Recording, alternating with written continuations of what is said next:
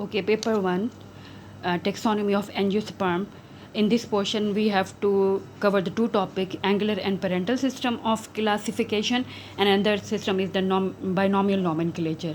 Now, starting with this topic, the angular and parental system of classification.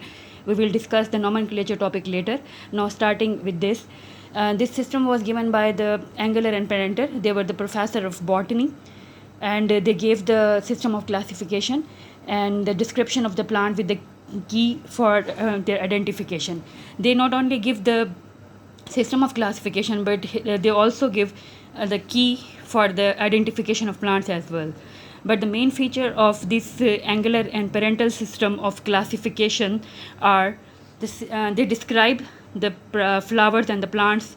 The first description point, the simple naked unisexual flower were primitive.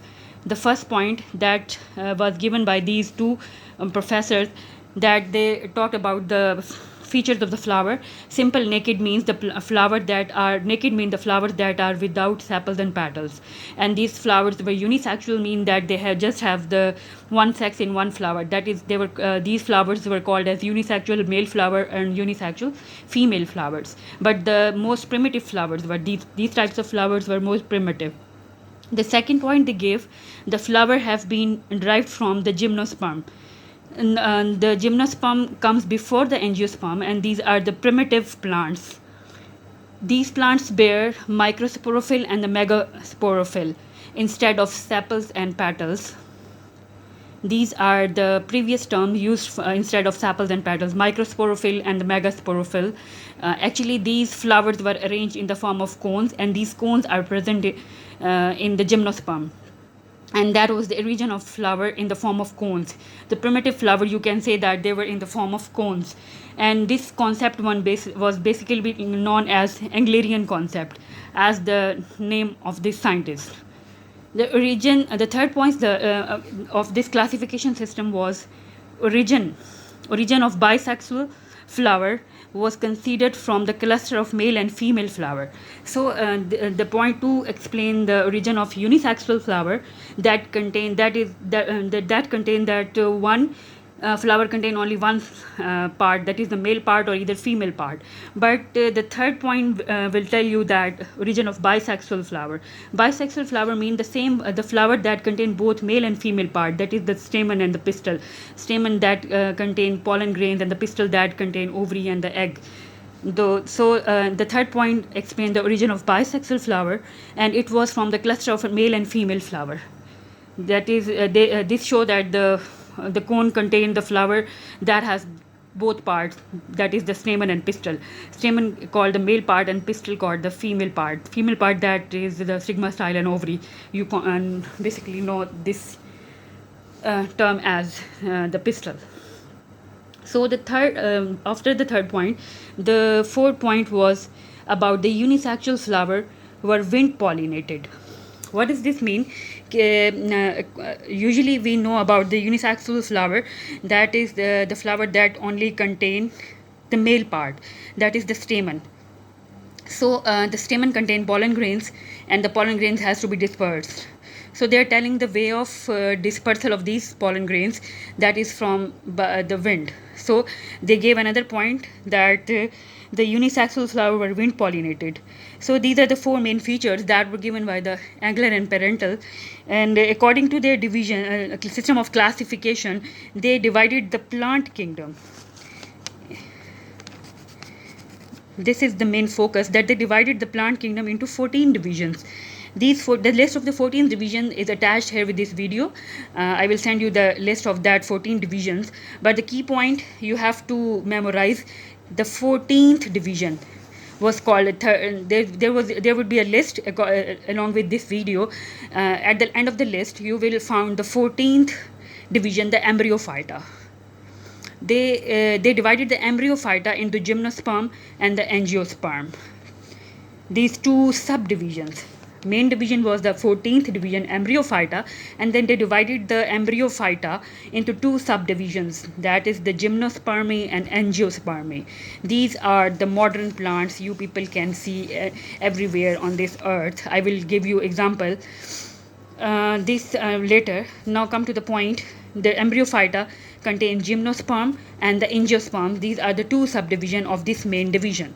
The gymnosperm contains 7 classes and the angiosperm contain 2 classes. These classes are attached in the list that I will provide you in the image that I will send you after this video. The gymnosperm again have been divided into 2 classes. These classes are very famous, and you can see these 2 types of plants everywhere in your surrounding. The 2 classes include monocotyledons and the dicotyledons. These monocotyledons and the dicotyledons are the plants. You can simply define monocotyledons are the plant that have 1 cotyledon in their seed, and dicots are the plant that have 2 cotyledons in their seeds. For example, the monocotyledons include all the you can say wheat, rice, corn. If you see the seed of these plants, you will get only the 1 cotyledon. But in case of dicotyledons, you get the 2 cotyledon in seed. For example, grams, for example, beans, for example, peas. These are the plants that have the 2 cotyledons in their seed. And these plants also have some other features. The trees and the plants, they contain more features that we'll discuss later. Then come to the system of classification. Again, Engler and Parental said that these 2 classes again contain three families. The details will be described later, how these families are, but you have to memorize the figure 303 families. You will not memorize all the names of 303 families. Then he gave some features of the monocotyledons. They both described that monocotyledons are more primitive than the dicot. Monocotyledons are more primitive than the dicots, and they contain 11 orders. They contain 45 families, and the main features of the flower in these families were that these flowers were unisexual, as I told you, that there were separate flowers. One flower contained the male part, another flower that would be called as male flower, and the other flower will contain the female part that would be called as female flower.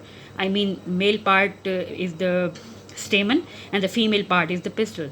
And another important feature of these flowers, the families, are that these flowers are apetalous. A means absent and petal mean petals. It means when you will see the flowers in these families, you will find the flowers without petals. Then if the petals are absent, then other term is used, perianth, because these flowers have scale-like leaves, and these are called perianth, but not they are true petals or sepals. And they also include some aquatic plants and some microspermae, starting with the asexual apetalous and ending with the microspermae. So these are the features that are possessed by the plants in the monocotyledons. Then come the dicotyledons. They again divided the dicotyledon into 2 subclasses, Archiclamidae and Sympatalae. These are the 2 subdivisions of this class. The 2 subdivisions contain 44 orders and 258 families. You have to memorize all these figures.